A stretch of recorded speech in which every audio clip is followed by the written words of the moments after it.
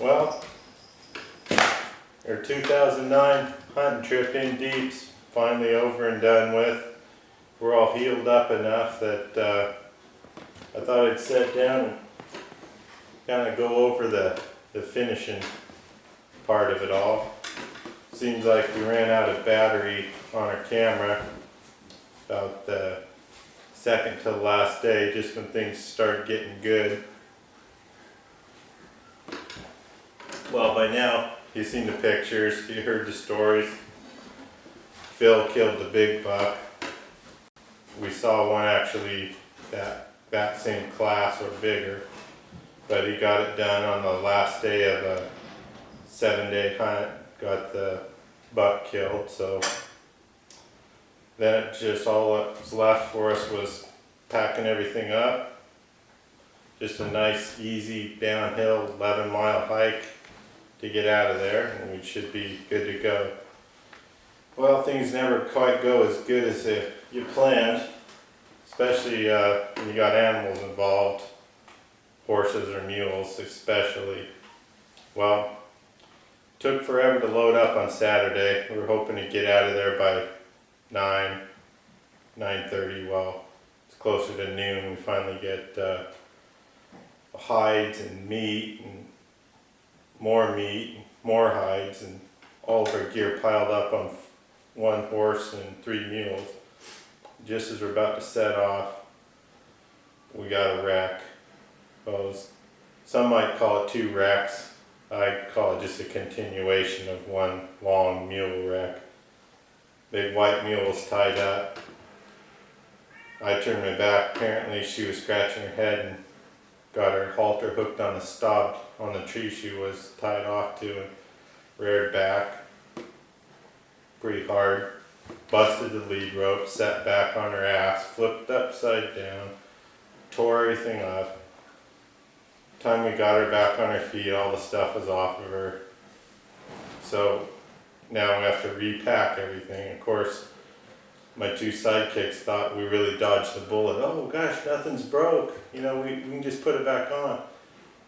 I knew enough to know that this was just the start of the wreck, because now the mule's balky and shivering and hopping around, and she's not going to be too good with all that stuff on there. So sure enough, we get her loaded up again, second time.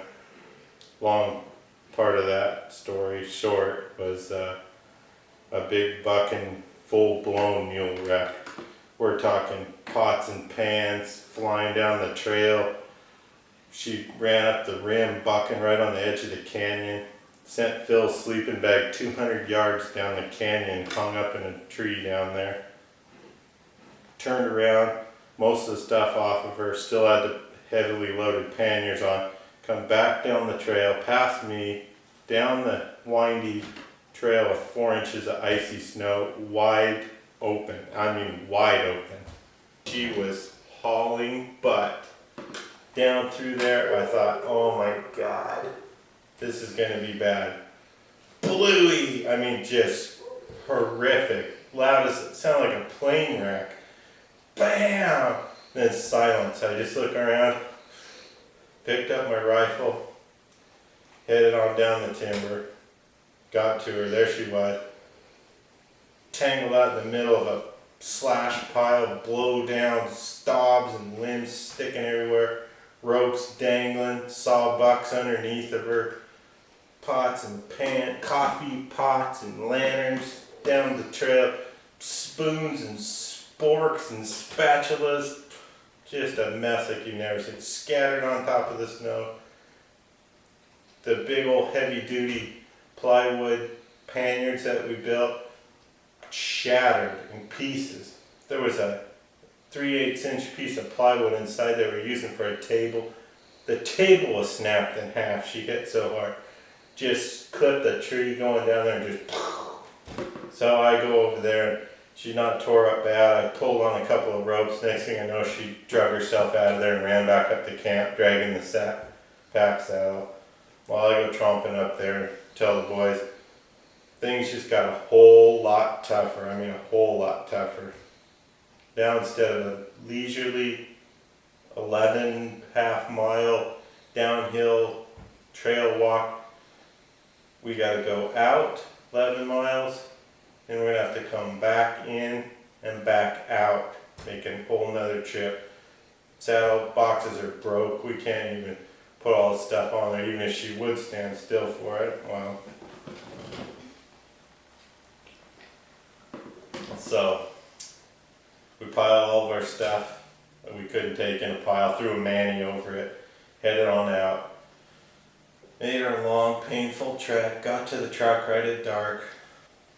We're gonna sleep in the truck. Well, we thought about sleeping up front, but that wasn't gonna fly. So Philip and I got in the back, took the shovel, chiseled out 6 inches of frozen snow out of the truck, threw down a tarp, sleeping bags. We bonked her right there underneath the stars. Got it in the morning, it was about 18 degrees, I think, when we woke up before daylight. Teddy sat in the back seat of the truck. Got a few hours of sleep, got in the morning. This time we headed the other direction, went into Elgin, got a little cafe open, went in there, got our bacon and eggs in us, some coffee, tried to plan our day out. Well, we asked the guys there if they knew where we could get some feed Sunday morning. Got to feed our mules. Well, they kind of laughed at it. West Siders, see these rookies. Yeah, right, there ain't no feed stores open, you know, just kind of gave us some crap like you would expect the locals would do. And one old boy, a cowboy hat over there, is going, come here. Go over there, what you looking for a feed? I explained it to him, you know, we got 4 head of livestock, they ain't ate since yesterday. We got 11.5 miles in and back out to do. We gotta get some feed them, I don't really care what, just some hay, grass or something. You stay on right here, I'll be back.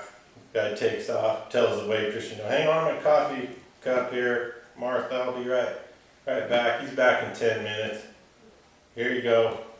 Throw that in the truck. Big old bale of Eastern Oregon alfalfa. Just nice looking, big old bale of orchard grass hay.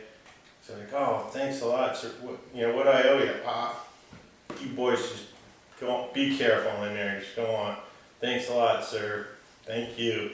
Got to our old campsite, split up the stuff, got, still pretty darn good load. I was surprised how much we were thinking we were going to haul on that mule on the way out, because it made 2 pretty good loads on the animals that we had. Well, we set out of there just before dark.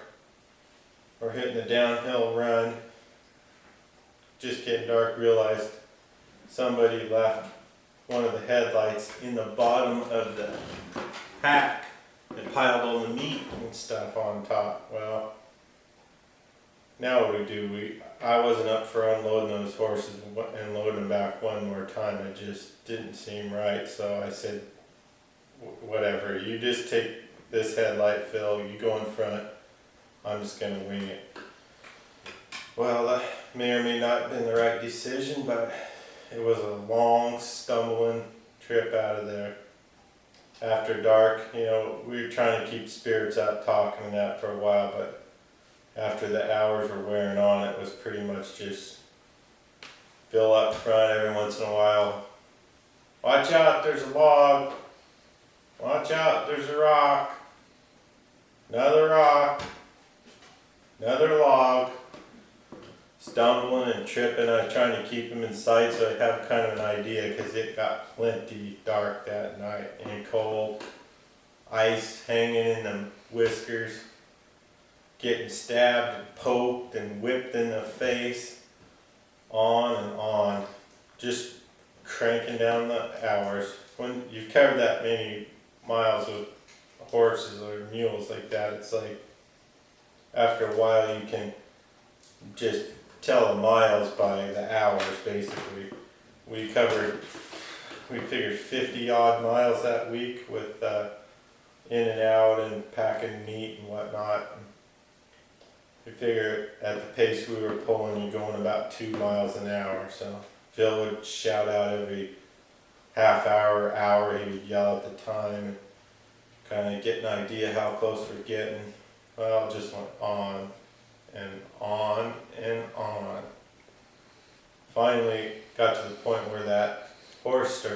hopping on me, you know, she was balking. She was trying to eat grass at first.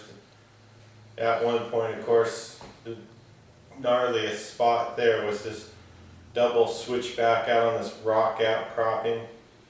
I saw Phil go around it and I barely see it all. Of all places, I slipped off and went over the side. Right? I mean, I thought I was a goner. I hung onto that lead rope, down on my elbows, bam! I don't know, the horse is gonna spook. Ripped that lead out of my hand. I kind of went down on my side, spun around, got my toes and my elbows dug into the rocks, holding the lead rope. Looking up, I can't even see the horse, it's so dark. I'm yelling, Phil, whoa! He's already down around the next switchback. I'm clawing at the rocks and the ice and thinking this horse is going to spook any second, fall on me, I don't know. Well, anyway, I pull myself up, inch my way down there, catch up with Philip. We go on and on and on. Well, pretty soon, horse is playing out on me. I'm played out, but the horse is just stopping. You know, she'd stop. I'd have to shout out, whoa, Phil, you know, before he gets so far that I can't see at all. Horse would stop, give her a minute, come on, coax her. She'd get going, and she'd stop, and I'd whip her and yell and cuss, and the stopping became more and more frequent, until finally she would just stop on these downhill ones. Big chunky rocks sticking up out of the snow, and the horse is stopped. Just fatigue setting in. You know, it sounds like fun when you're talking about it later on, but at the time, we were physically getting pretty shot, but mentally, after that many hours, I mean, it's late at night, I just can't even think. When she stops like that, I'm instantly getting cold, sweaty and warm when we're moving, standing there, the cold just creeping into you, up your spine, just tracing ice, and just hypothermia setting in. Bill's asking me, what are we going to do? It's like, I don't know. I mean, what are we going to do? Unload this horse and go back and then come back and go back? Well, I don't know. I can't even think. Finally, I've cussed and I've whipped. I've done everything. I'm standing there, that old plug's leaning her head on me, and I'm just going, oh, what are we going to do? I'm freezing, I stick my hands in my pocket. Thank goodness she starts plodding. Oh my God, she's going. Let's go, Phil, she's moving again.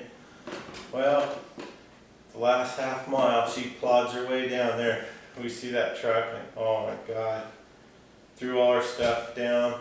Got him loaded up, gave him some more food, got everything packed in there. Teddy pretty much had it sorted, thank goodness, we were ready to roll.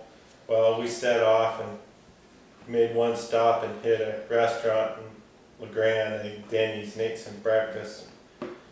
The rest is kind of a blur to me. I was pretty much sleeping and moaning and groaning in the back.